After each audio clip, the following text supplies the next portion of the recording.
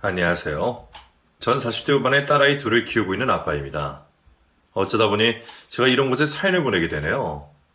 요즘에는 이런 사연을 TV로 볼 곳이 없어 제 이야기를 털어놓을 곳이 없다고 생각했는데 이런 유튜브 채널이 있다는 걸 이제서 알게 되었습니다. 이곳에 사연을 보내시는 분들 모두 다 똑같겠지만 이런 사연을 가진 사람들은 답답하기는 한데 말할 곳은 거의 없어요. 주변 지인들에게는 부끄러워서 말을 못하겠고 가족들은 제 이야기를 듣고 힘들어하는 모습을 보게 되니 말이죠. 답답한 마음을 참고 있다가는 병이 되기 마련인데 그 전에 이런 것을 알게 되어 참 다행이라는 생각을 하게 됩니다. 그럼 제가 어떤 일을 겪게 되었기에 이렇게 답답한 마음을 가지고 있는지 여러분들께 이야기해 보도록 하겠습니다. 전 독실한 개신교 집안에서 자란 아내와 긴 시간 동안 연애를 해오다 결혼을 하게 되었습니다. 아내의 집안 분위기와 교육으로 인해 긴 연애 기간에도 혼전 순결을 유지해야 했죠. 그런 이유 때문인지 모르겠지만 아내는 저와 결혼을 하고 난 뒤에도 부부관계를 맺는 걸 꺼려했습니다. 그리고 임신에 대한 생각도 없어 보였죠. 연애 기간이 길었기 때문에 신혼생활보다는 아이에 대한 욕심이 컸습니다. 연애 때와 다를 게 없는 심심한 신혼생활을 하고 있었기에 아이라도 빨리 가지고 싶었어요. 그래서 아내에게 임신 계획에 대한 걸 물어봤죠. 당신, 아이는 언제쯤 가지고 싶어? 연애 때는 우리 반만 닮은 모습의 아기가 보고 싶다고 했잖아. 그거야 멋모르다 어린 시절에 한 말이지. 나 임신할 생각 없어. 뭐? 아예 가질 생각이 없다는 말이야? 먼 미래까진 모르겠지만 최소 10년 이내에는 가지고 싶지 않아. 그런 생각이 있으면 결혼 전에 말해줬어야지. 왜? 결혼 무르고 싶어? 남자들이야 자기가 임신하고 배불러 오는 게 아니니까 쉽게 말하지. 그게 얼마나 힘든 일인지 알아? 여태 운동하면서 몸매 만들고 체력 기르는 거 임신하면 한순간에 다 무너져. 그것뿐이야? 내가 지금 직장 내에서 이룬 것들은 나 앞으로 더 높은 직급으로 올라가고 싶고 내가 하는 일도 더 오래 많이 하고 싶어. 그런 것들 포기하면서까지 아이 가지고 싶은 생각은 없다고. 내가 이기적이라고 생각할 수 있겠지만 당신은 지금까지 다니던 회사 그만두고 집에서 애 보고 살림만 하면서 살 수 있겠어? 당신이 전폭적으로 지원해준다고 하면 그때 같이 생각할게. 아내는 연애 때 저에게 말했던 것과 달리 임신을 상상하는 것도 싫어했습니다. 임신에 관한 대화가 나오면 흥분하는 아내의 모습으로 인해 제가 말조심을 해야 될 정도였죠. 솔직히 제 입장에서는 결혼 후 임신을 거부하는 아내의 모습이 당황스럽고 불만이기도 했어요. 그렇지만 아내의 이야기를 듣다 보니 이해가 영 가지지 않는 것은 아니었습니다. 또 제 주변만 봐도 저와 같이 입사한 직원들 중 대부분의 여성 동료들이 임신과 육아로 회사를 그만둔 모습을 봤기 때문에 아내가 말하는 부분이 이해가 되었죠. 요즘 부모들은 아이를 늦게 가지기도 한다고 말을 하니 아내가 말한 10년 뒤에는 기대를 해도 되지 않을까 싶었습니다. 그래서 아내를 이해하고 결혼 생활을 이어가고 있었죠. 그런데 문제는 부모님들이었어요. 손주에 대한 기대가 많으셨던 저희 부모님들께서도 처음 얼마 동안은 신혼생활을 즐겨하는 저희 부부에게 아이에 대한 부담을 주는 말씀을 하시지 않으셨어요. 가끔 주변에서 손주에 대한 물음을 해오실 때 저희 의견을 묻는 듯 물어보시기는 하셨지만 저희 대답을 이해해 주시는 편이었죠. 그런데 결혼 3년 차가 되어서도 임신에 관한 소식이 하나도 들리지 않자 더는 참지 못하시겠는지 저희에게 직접 물어오셨습니다. 그런데 너희 벌써 결혼한 지 3년이나 넘었는데 아직도 임신에 대해서는 생각이 없는 거야? 아무리 요즘 부모들이 늦게 아이를 낳는다 하지만 직접 애 낳고 키워본 입장에서는 한 살이라도 더 젊을 때 낳아야 고생을 덜 한다고 생각하는데. 저희 결혼한 지 이제 3년밖에 안 됐어요, 어머니. 아버지 때랑 다르게 저희 두 사람 모두 회사 다니고 일한다고 바쁘다 보니까 같이 놀고 즐길 시간이 부족해서 아직도 신혼초 때와 다름이 없어요. 임신은 조금 더 결혼 생활 즐기다 하려고요. 다른 사람들 그렇게 한다고 똑같이 하는 게 답이 아니라서 하는 말이다. 남자든 여자든 몸이 가장 좋을 때 애를 낳아야 아기가 튼튼하고 아픈 곳이 없어. 아유, 부담 주려고 하는 말은 아닌데 너희들도 젊을 때 그 평생 유지된다고 생각하지 말고 체력이 가장 좋을 때 건강할 때 같이 생각을 하라는 거야. 애들로 대답은 했지만 부모님은 임신을 생각해보겠다는 대답을 듣고 싶어 하시는 듯 보였습니다. 저도 아이를 가지고 싶은 마음은 부모님과 똑같았지만 아내가 완강히 거절을 하고 있었으니 눈치를 볼 수밖에 없었죠. 부모님께서 임신에 대한 말이 길어지면 아내가 스트레스를 받을 것 같아서 제가 다 뒤집어 쓰기로 했어요. 솔직히 말하면 이 사람은 아이를 가지고 싶어 하는데 제가 아이를 아직은 가지고 싶지 않아서 그래요. 제 욕심이 커서 그런지 모르겠는데 아직 아이를 키우는 데 있어서 형편이 부족한 것 같아요. 계속해서 더 좋은 환경을 비교하면 끝이 없겠지만 제가 기준으로 심은 환경이 있어서 그때까지는 애를 갖고 싶지 않아요. 또 지금 제가 한 아이의 부모가 될 자격이 있나 싶기도 하고요. 애들이 조금이라도 예뻐하는 마음이 들면 모르겠는데 지금은 그냥 짐덩어리라고 생각이 들거든요. 낳고서 후회하면 답도 없잖아요. 그래서 이 사람이 아이 가지자고 하는데 제가 피하는 거예요. 환경이나 제 마음이 아이를 가져도 되겠다 싶을 때 가지려고요. 그러니까 아이에 대해서는 그만 말씀하세요. 이러시면 괜히 역효과만 나요. 그래도 저희 집에서는 제가 아이를 가지고 싶지 않다고 말을 하니 더 이상의 말은 나오지 않았습니다. 탓을 해도 제 탓을 해야 하고 제가 역효과만 난다고 협박 아닌 협박을 해오니 더는 말씀을 못 하셨던 거죠. 그래서 저희 집보다 처가댁이 더 큰 문제가 되었습니다. 처가 식구들 모두 독실한 개신교 신자여서 다복한 가정을 중요시 하셨거든요. 아내가 저에게 말을 했던 것처럼 처가 식구들에게도 말을 해줬으면 되었겠지만 아내도 자신의 부모님 앞에서는 그 말을 쉽게 하지 못했습니다. 아휴, 장서방, 회사 일이 많이 피곤한가? 많이 피곤하진 않습니다. 일도 점점 편해지고 있고요. 그래? 그런데 어째 아이 소식이 들리지 않나? 아직 신혼이라고는 하지만 두 사람 연애 기간을 따지면 적은 시간이 아닌데. 왜? 지연이가 아이 가지고 싶지 않다고 해? 네? 아닙니다. 그게 아니라 난감한 상황에 아내가 도와주기를 바랬지만 아내는 장인어른들의 말씀을 듣고도 모른 척을 하고 있었어요. 결국 제가 이번에도 총바지가 되어 임신을 원하지 않는 척을 해야 했죠. 지은이와 단둘이 보내는 시간이 너무 좋기도 하고요. 아무리 일이 편해진다고 하지만 그래도 주말에는 육아보다 휴식을 더 하고 싶어요.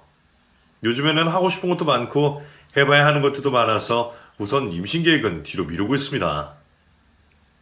우리 지은이도 그러고 싶다고 하고? 아니요. 지은이는 장인어른 장모님 가르침 때문인지 아이를 가지고 싶어 하죠. 그런데 제가 지금은 무리라는 생각이 들어서요. 제가 부족한 탓에 경제적으로도 더 준비를 해야 한다는 판단이 되고요. 죄송합니다. 하루라도 빨리 손주를 보고 싶으실 텐데. 그렇다고 우리에게 죄송하다고 말할 필요까지 있나? 다 자기 계획이 있는 건데. 하지만 우리 입장에서는 자네가 조금 철이 없다고 생각이 드네. 이 세상 하고 싶은 거 다 하고 싶은 사는 사람이 어디 있겠나? 그리고 그런 것들 다 하려고 덤벼들다가는 정작 인생의 중요한 데를 놓치는 법이야. 결혼을 했으면 부모가 되는 게 순리이고 순서야. 또 그리 중요하지 않은 이유로 배우자와 갈등할 때는 순리에 맞는 말 하는 사람의 선택을 따르는 게 맞는 법이고 남들 환경과 비교하면 자식 키울 수 있는 사람 몇 없네. 자네 정도면 아이에게 좋은 환경 만들어줄 수 있어. 그리고 아이에게는 부모의 경제력이 능력보다 해주고자 하는 마음이 더 중요한 법이고 난 자네가 욕심 좀 줄이고 가장으로서 책임감도 더 가졌으면 하네. 듣지 않아도 내 말을 들으며 혼이 나는 제 마음이 얼마나 억울했을까요. 저도 아이를 가지고 싶다고 온 가족 식구들에게 소리치고 싶었습니다. 하지만 아내 때문에 그런 소리를 들으면서도 가만히 있어야 했죠. 그런 답답한 마음으로 인해 숨마저 쉬기 어려울 때면 친구들과 소주 한잔을 하며 신세 한탄을 하고는 했습니다. 나도 애를 가지고 싶지. 그런데 와이프가 싫다는데 어떻게 하냐. 강제로 아이 가지고 싶다고 가질 수 있어? 근데 왜 나만 맨날 나쁜 놈이 되고 욕을 먹어야 하냐고. 그러니까 솔직하게 말해보려. 너도 애 가지고 싶은데 네 아내가 거부한다고. 아니면 너희 아내를 달래면 꼬셔봐야지. 내가 아내 본 줄 아냐?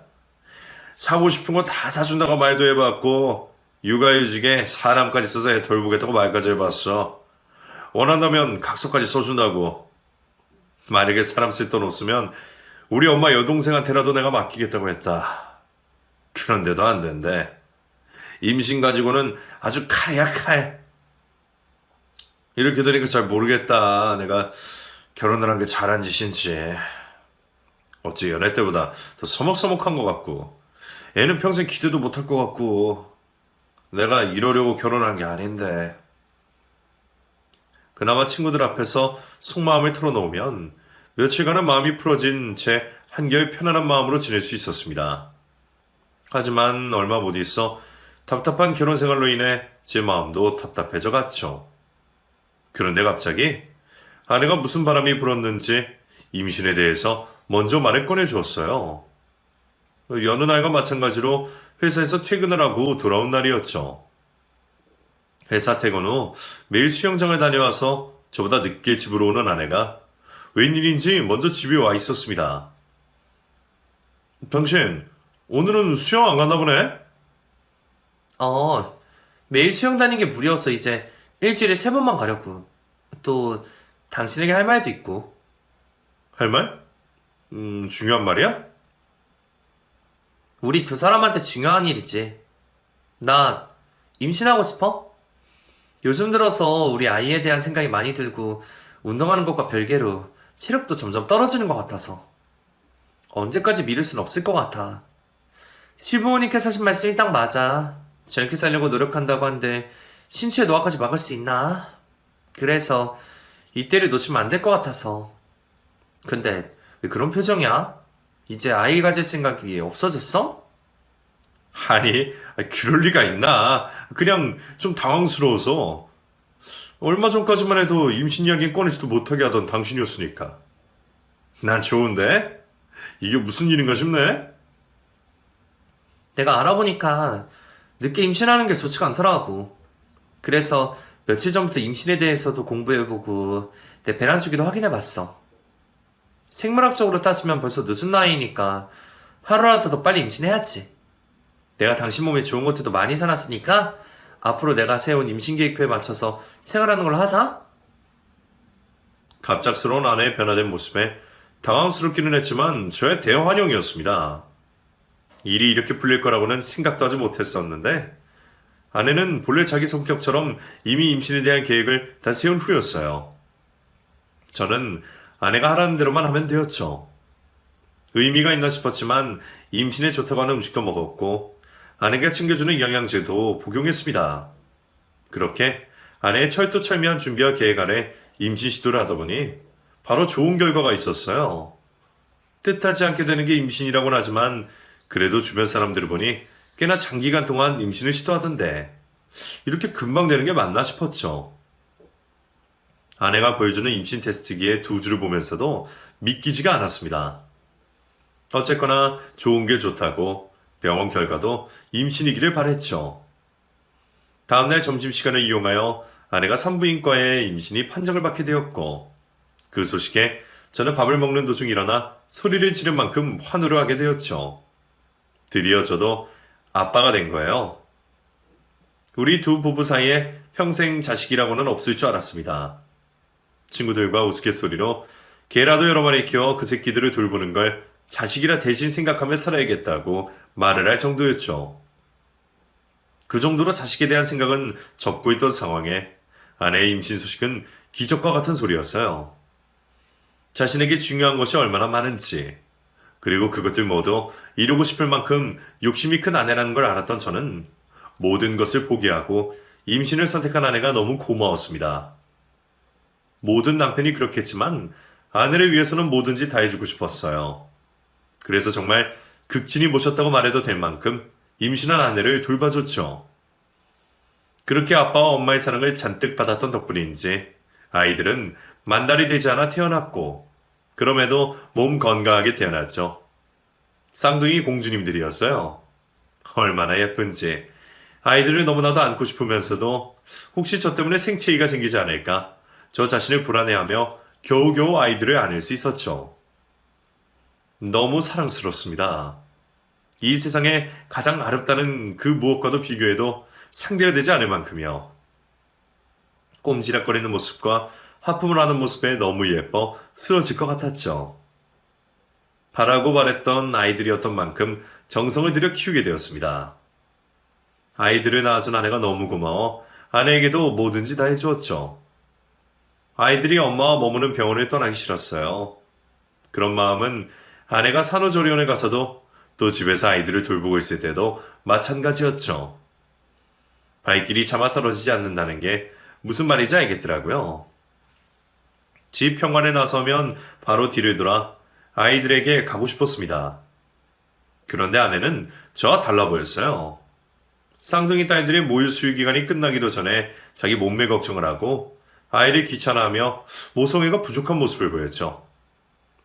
저야 원래 아내의 차가운 모습을 알고 있었기 때문에 크게 놀라진 않았습니다. 하지만 아내의 부족한 모성애를 받는 아이들이 걱정이 되었죠.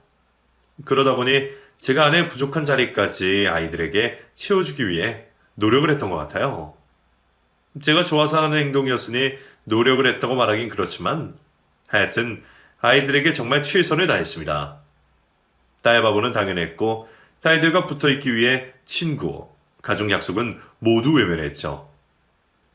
어쩔 수 없이 사람들을 만나야 할 때는 꼭 쌍둥이 딸들을 데려갔습니다. 사람들 모두 쌍둥이 딸을 돌보는 저에게 정신이 없겠다고 말했지만 천만에요. 전 아이들과 있는 시간이 너무 행복했어요. 보통 엄마들이 하는 행동은 전부 다 했던 것 같습니다. 극성 엄마가 아니라 극성 아빠였죠. 쌍둥이들이 뭐든 발표를 한다고 하면 회사 일을 하다가도 핑계를 대고 아이들이 있는 곳으로 찾아갔습니다. 아이들이 다니던 유치원, 초등학교에서 저를 모르는 사람이 없을 정도였죠. 그 정도로 딸들을 사랑하다 보니 딸들도 자연스럽게 저를 엄마보다 더 따르고 좋아했어요. 물론 아이들 키우는 게 마냥 좋기만 했던 건 아닙니다. 중간중간 마음 아픈 일도 힘든 일도 많았지만 몇몇 순간을 제외하고는 정말 꿈속에 있는 것처럼 행복하기만 했어요. 또 저를 무척이나 잘 따르는 딸들로 인해서 매번 신바람이 난 생활을 하고 있었죠. 저를 오랫동안 알고 지내온 사람들은 저를 아이들이 낳기 전과 후로 나눌 정도로 전혀 다른 사람의 모습으로 살고 있었어요. 가족이 저에게 전부였고 특히 아이들은 저희 분신이나 다름없었습니다. 전 아이들과 같이 있는 시간이라면 무엇을 해도 좋았고 애들만 바라보고 있었는데 나이를 점차 먹고 있는 아이들은 다들 관심사들이 점점 많아지기 시작했어요. 아빠로서 내색은 할 수 없었지만 내심 서운했죠. 그러다 보니 자연스럽게 셋째에 대한 바람이 생기기 시작했습니다. 아내의 입에서 무슨 말이 나올지는 몰라 걱정이 되었지만 시도해봐서 나쁠 건 없다는 생각이 들었죠. 아내도 쌍둥이 딸 키워오는데 다른 엄마들보다는 저 때문에 편하게 키웠으니 육아에 대한 긍정적인 생각을 가지고 있을 거라 생각했죠. 그래도 혹시 모르니 아내의 기분을 최고로 좋게 만들고 이야기하면 좋은 것 같아 선물을 주며 셋째에 대한 이야기를 꺼내보았습니다. 오늘 무슨 날이야? 아니면 좋은 일이라도 있어? 그것도 아니고 이렇게 비싼 선물을 왜 갑자기 해? 그냥 당신 지금까지 애들 키우느라 바깥일 하느라 고생 많이 했으니까 준비했지. 그렇게 비싼 선물도 아니야. 마음엔 들어? 그럼 당연히 마음에 들지. 그런데 내가 한 게 뭐가 있다고 이런 거죠? 솔직히 말해봐. 당신 뭐 잘못했거나 나한테 바라는 거 있지? 있긴 있는데 다름이 아니라 요즘 애들이 학교 들어가고 관심사가 많아져서 그런가? 집이 너무 조용하지 않아? 항상 애들 소리로 시끄럽다가 갑자기 조용해지니까 좀 허전하기도 하고 서운하기도 하고. 그래서 말인데 우리 셋째 가지면 안 될까? 당신도 한번 경험해봐서 알겠지만 애 낳고 나서는 나한테 맡기기만 하면 되잖아. 물론 임신이 당신에게 얼마나 힘든 일이고 큰 결심인지 알고 있지만 애들 키우면서 얻게 되는 보람과 행복이 더 크다는 거 당신도 알잖아. 내가 이번에도 책임지고 애를 키울게. 이제는 유나 윤지도 있어서 당신이 이전보다 덜 힘들 거야. 우리 한 명만, 딱 한 명만 더 낳고 더는 욕심 부리지 말자. 당신 지금 무슨 소리 하는 거야? 지금이 유나 윤지 갇혔을 때랑 같아? 당신이나 내 나이 생각해봐. 얘 대학 들어갈 때 우리 환갑잔치 해야 돼. 그리고 우리 몸은 생각 안 해? 지금 애 가지다고 건강한 아이 나온다는 보장이 있어? 만약에 애한테 문제 있으면 어떡하라고 그런 말 쉽게 해. 유나 윤진아 잘 키워. 나도 알지. 근데 당신 결혼 초에 했던 말 생각 안 나?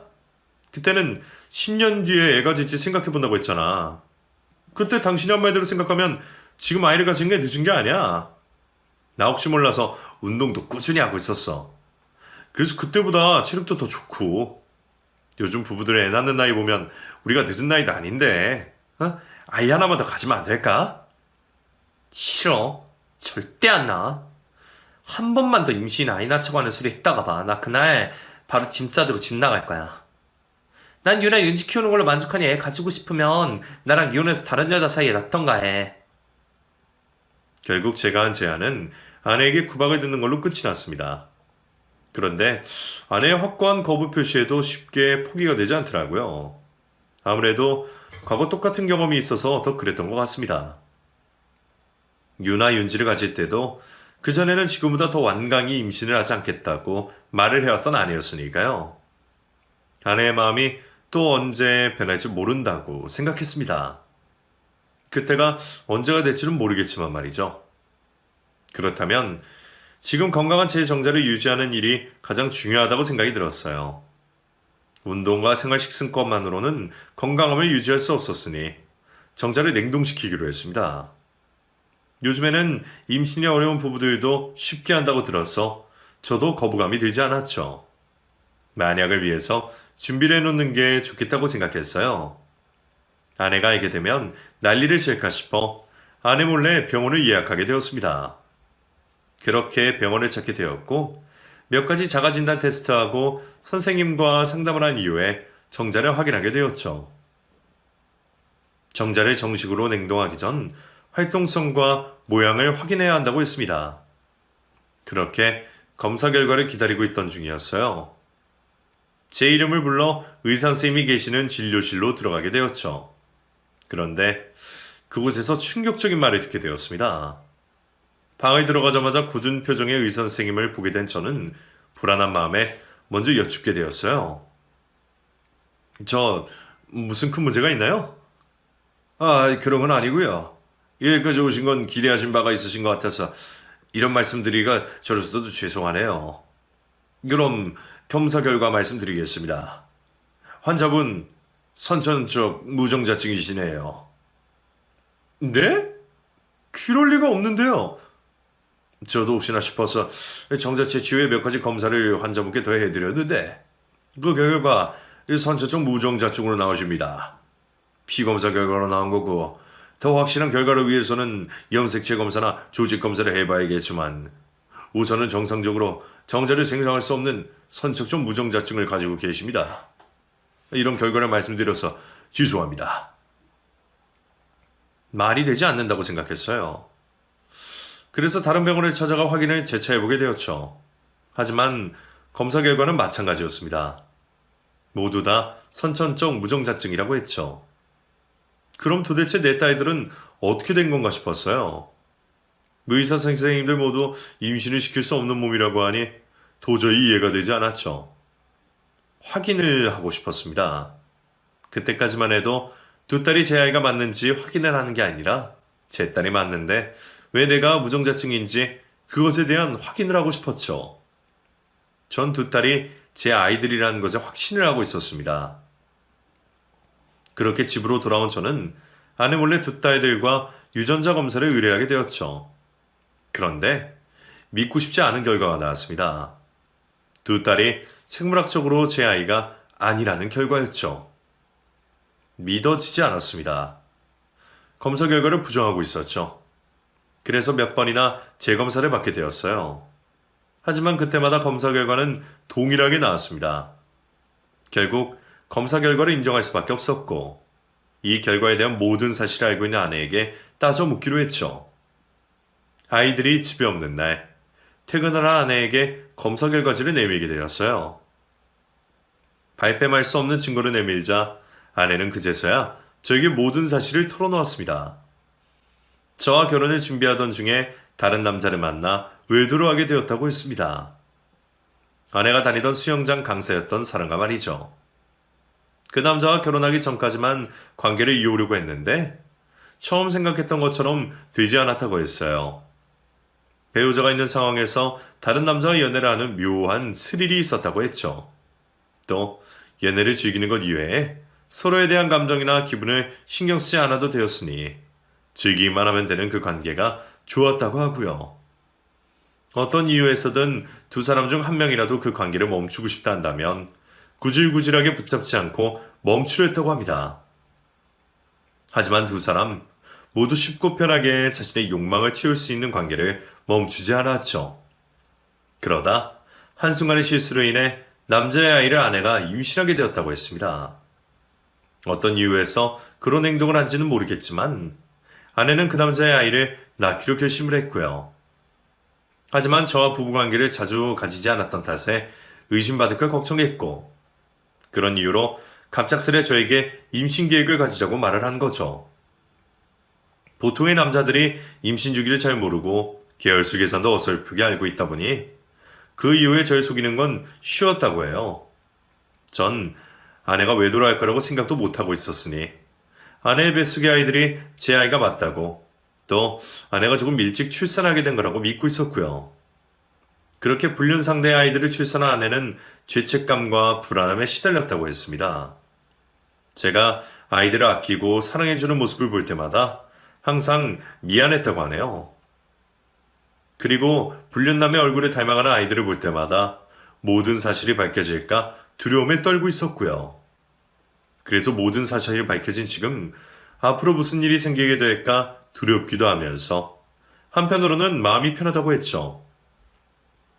그러며 제가 원하는 건 모든 걸 다 해줄 테니 이혼을 할 거면 가족들 모르게 조용히 끝내달라고 했습니다. 당신이 얼마나 충격을 받았을지 감히 상상도 안 돼. 내가 미친년이고 나쁜 년이야. 당신이 연애 때부터 지금까지 날 위해 항상 최선을 다해줬고 뭐든지 잘해줬어. 그리고 쌍둥이 딸들에게도 최고의 아빠였고. 그래서 더는 나도 당신을 속이고 싶지 않아. 미안하다는 말 몇백 번이고도 할 수 있어. 당연히 내 잘못이라 반성하고 있고. 당신이 받은 마음의 상처 낫게 할 수만 있다면 뭐든지 해주고 싶어. 당신 원하는 대로 다 해줄게. 이혼을 원한다면 우리 집 전 재산 다 주고 이혼해줄게. 그런데 염치 없지만 가족들 모르게 조용히 이혼해줘. 우리 친정 식구들 내가 이런 짓 하고 돌아다닌 걸 알게 된다면 그 충격에 쓰러질 가족들도 있어. 또 우리 애들도 사실 알게 되면 얼마나 충격을 받겠어. 이제 곧 사춘기를 겪을 나이인데 애들을 봐서라도 조용히 이혼해주면 안 될까? 애들이 걱정되어서 하는 말 맞아? 당신 가족들이 이 사실을 알게 되면 손가락질 할까 싶어서 하는 말은 아니고? 모든 게 다 탄로 났는데 또 나를 속이려고 하지 마. 제발 솔직하게 말하라고. 우선 당신 애들 친구라는 사람과는 확실히 끝난 거야? 완전히 끝난 건 아니야. 가끔 연락하고 만나. 그런데 사랑 뭐 그런 건 아니야. 그리고 당신이 나 용서해준다면 다시는 그 사람과 연락하지 않는다고 약속할게. 그리고 지금과 달리 당신 아내로서 애들의 엄마로서 충실하게 살게. 그러니 이번 일은 조용하게 우리끼리 해결하자. 애들 생각해야지 여보. 아내는 일이 커져 주변 사람들에게 알려지는 걸 원하지 않는 모습이었습니다. 애들과 가족들이 핑계대며 조용히 이혼을 하길 바랬죠. 믿을 수 없었지만 제가 용서를 해준다면 한 가정의 아내와 엄마로서 이전과 다른 헌신적인 모습을 보여주겠다고 말했어요. 아내가 하는 말에 당장 결론을 내릴 수는 없었습니다. 고려해야 할 것들이 너무 많았기 때문이죠. 10년 넘게 저를 속여온 아내를 생각하면 처가 식구들뿐만 아니라 이 세상 모든 사람들에게 아내의 불륜을 알리고 싶었습니다. 하지만 아이들을 생각하면 감히 그렇게 행동할 수 없었어요. 제가 감당해야 하는 슬픔보다 아이들이 받을 충격이 더 걱정되고 가슴이 아파왔습니다.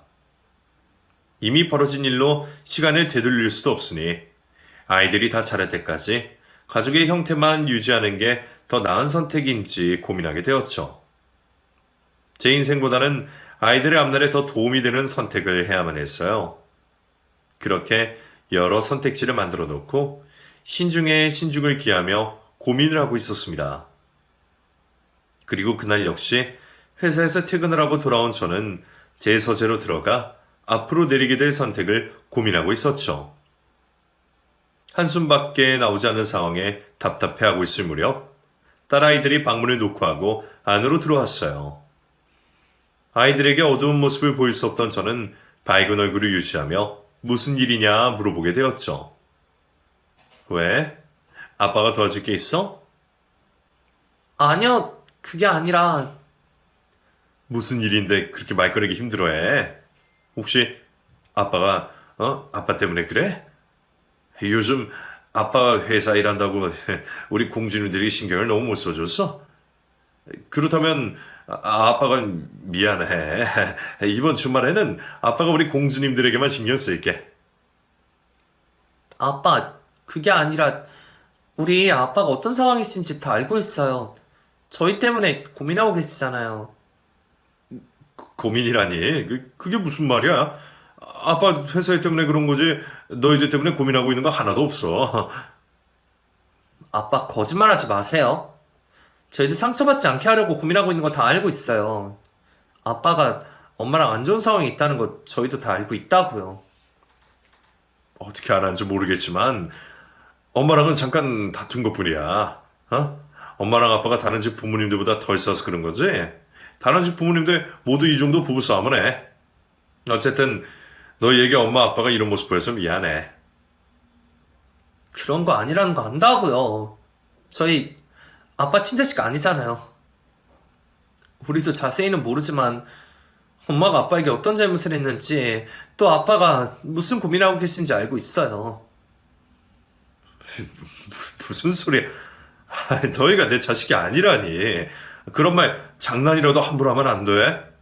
무슨 이야기를 어디서 들었는지 모르겠지만 너희가 잘못 알고 있는 거야. 봤다고요. 엄마 가방에는 유전자 검사 결과. 아빠랑 저희가 혈연 관계가 아니라는 것도요. 아내와 이혼을 하게 되더라도 그것만큼은 끝까지 숨기고 싶었던 사실이었습니다. 아이들 입에서 유전자 검사 결과를 봤다는 말이 나오는 순간 하늘이 무너지는 것 같았죠.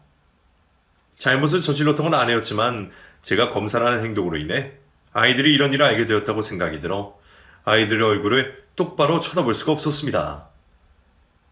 지금 이 상황이 혼란스러운 아이들을 내가 이해시켜주고 흔들리지 않게 잡아줘야 한다는 걸 알면서도 머릿속이 새하얘지고 무슨 말을 어떻게 해야 하는지 모르겠더군요. 어쩔 줄 몰라 하는 저를 진정시켜 주었던 건 오히려 아이들이었어요. 아빠, 저희 때문에 고민이 길어지고 계시는 거라면 그렇게 하지 마세요. 아빠가 어떤 선택을 하시든 어떤 결과가 되었든 그것과 상관없이 아빠에게 항상 감사한 마음을 가지고 있을 거예요. 저희 자매가 아빠의 친자식이 아니라는 건 저에게도 큰 충격이었지만 그 결과로 인해 아빠가 저에게 해주셨던 일들이 없었던 일도 되진 않아요. 지금 엄마와 이혼을 쉽게 선택하지 못하시는 것도 전부 저희들 때문이잖아요. 저희가 받을 충격 때문에요. 그런 모습만 봐도 아빠가 저희를 얼마나 생각해 주시는지 알기 때문에 이혼을 하시고 아빠가 새삼 찾는다고 하셔도 저희는 괜찮아요. 그리고 엄마 용서하지 마세요. 저희도 자라오면서 엄마가 아빠한테 어떻게 해야 하는지 또 우리에게 어떻게 했는지 다 기억해요. 우리 집에서 가족들 간의 화합을 위해서 노력하신 분은 아빠밖에 없잖아요. 아빠 마음 가는 선택, 그리고 아빠한테 유리한 선택을 하셨으면 하는 게 저희의 유일한 바람이에요. 아이들에게서 그런 말을 듣게 될 줄은 상상하지도 못했습니다. 아이들은 어느새 그만큼 자랐던 건지 혼란스러울 상황에서도 차분하게 생각을 정리했고 거기다 아빠인 저까지 위로해 주고 있었죠. 아이들 앞에서 눈물을 보이고 싶진 않았지만 아이들 마음에 감동을 하여 저도 모르게 눈물이 흘렀습니다. 그리고 그 어떤 일보다 저에게 힘을 내게 해주었죠. 아이들이 모든 사실을 알고 있는 상황에 아내와 관계를 이어가는 건 아니다 싶었습니다. 어차피 아이들에게 관심도 없던 아내였으니 제가 홀로 아이들을 키우게 되더라도 아내와는 관계를 깨끗이 정리하는 게 낫다고 판단이 되었죠. 아버님과 어머님께 아이들을 잠시 맡아달라 부탁을 하고 전 아내와 이혼 소송을 하게 되었어요. 아내 뜻대로 조용히 이혼 소송을 하고 싶지 않았습니다. 지금까지 거짓말을 해온 아내에게 법적인 처벌 이외에 다른 벌이 내려졌으면 싶었어요. 저와 아이들이 받게 된 상처의 10분의 1이라도 아내가 받기를 원했습니다. 그래서 이혼 소송을 하며 처가댁으로 찾아가 아내가 외도를 하고 있었다는 걸 밝히게 되었죠. 물론 처가 식구들 모두 아내가 그런 행동을 했을 거라고는 믿지 않는 모습을 보였어요. 하지만 제가 검사받은 유전자 검사 결과 아내가 자신의 외도를 인정하는 메시지를 보여주자 더는 부정을 할 수가 없었습니다. 처가 식구들 모두 저에게 용서를 빌어왔죠. 그리고 아내를 손가락질하기 시작했죠. 독실한 기독교 집안이었기 때문에 아내의 그런 행동은 용서될 수 없는 행동이었어요. 처가 식구 모두 아내에게 잔인할 정도로 몰아붙였죠. 아마 아내가 저와 조용히 이혼을 하고 싶었던 이유가 이것 때문이었을 겁니다. 그렇게 아내와 가족과 지인들에게 욕을 이어먹어가며 저와 이혼 소송을 이어가게 되었어요. 그런데 아내와 이혼을 하던 도중 생각지 못했던 문제에 부딪히고 말았습니다. 바로 아이들에 대한 양육권 문제였죠. 제가 자신이 원하는 대로 조용히 합의 이혼을 하지 않고 처가 식구들에게도 모든 사실을 알리자 아내는 아이들에게 애정도 없으면서 저에게 보내주지 않겠다며 양육권을 가져가겠다고 말했습니다. 문제는 이혼에 대한 유책 사유가 있는 아내보다 제가 아이들의 양육권을 주장하기 불리한 상황이라는 거였죠. 전 생물학적으로 아이들의 친부가 아니었기 때문에 친권이 없어 일방적인 양육권 주장이 힘들었습니다. 그래서 소송을 통해 아이들을 데려와야 하는 상황이었죠. 아이들에게 미안하기만 했습니다. 평생 친모에게는 애정도 못 받아오다 친부라고 믿어 의심치 않던 사람이 피 하나 섞이지 않던 사람이었고 그 두 사람이 이혼하는 과정까지 직접 보고 겪고 있었으니까요. 그런 상황에 아이들을 법원까지 출석시켜야 하는 제 마음은 찢어졌죠. 아내에게 괜한 복수심으로 인해 아이들이 힘들게 하지 말라며 저에게 보내달라 부탁도 해봤지만 그 여자는 오로지 저를 괴롭히고 힘들게 하겠다는 마음만 있었기 때문에 제 부탁을 거절했었죠. 그렇게 양육권에 대한 소송도 하게 되었어요. 저에게 친권이 없다는 걸 제외하면 두 사람 모두 아이들을 키울 수 있는 환경이었기 때문에 아이들의 의견이 가장 중요해졌습니다. 혹시나 아이들이 아빠의 새 출발을 위해 잘못된 선택을 하면 어쩌나 초조해지기 시작했죠. 하지만 아이들은 엄마와 지내고 싶지 않다는 주장을 일관적으로 하며 저에게 유리한 분위기가 되었고 결국에는 아이들에 대한 양육권을 가지고 올 수 있었습니다. 아내와 벌였던 이혼 소송보다 더 떨리고 긴장되는 판결이었기 때문에 저에게 양육권이 있다는 판결에 정말 다행이라는 생각이 들었죠. 그렇게 아내와 저는 완전히 관계를 끝낼 수 있었습니다. 물론 면접 교섭으로 아이들을 데려다 주고 데리고 올 때마다 마주치기는 하지만 그 외 일체 연락은 하지 않고 있어요. 아이들과는 이전과 변한 것 없이 행복한 추억을 쌓으며 살아가고 있고요. 비록 피 한 방울 섞이지 않는 부녀 관계지만 우리들보다 더 끈끈한 부녀 관계는 없을 거라 확신하고 있습니다. 그만큼 저는 아이들에게, 아이들은 저에게 최선을 다해주고 사랑하며 지내고 있죠. 제 사연을 듣는 분들은 겪지도 않았어도 될 일을 겪게 되어 제가 불쌍하고 안타깝다고 생각하실 분들이 많을 거라 생각합니다. 그런데 제 생각은 반대입니다. 아이를 가질 수 없는 저에게 이런 일이 생기게 되어 이토록 사랑스러운 두 딸을 얻게 되었으니 말이죠. 아직도 아내에게 당한 일을 생각하면 속이 답답하지만 이제 그런 찌꺼기 감정은 잊어버리고 사랑하는 아이들을 바라보며 살아야겠습니다. 이렇게 처음으로 제가 겪었던 모든 일을 말하게 되니 답답한 마음이 많이 시원해진 것 같네요. 이제 여러분들께 인사를 드리고 글을 마무리하겠습니다. 제 인생사 들어주셔서 감사하고 얼마 남지 않은 한 해의 마무리 모두들 잘 마무리하시길 바라겠습니다.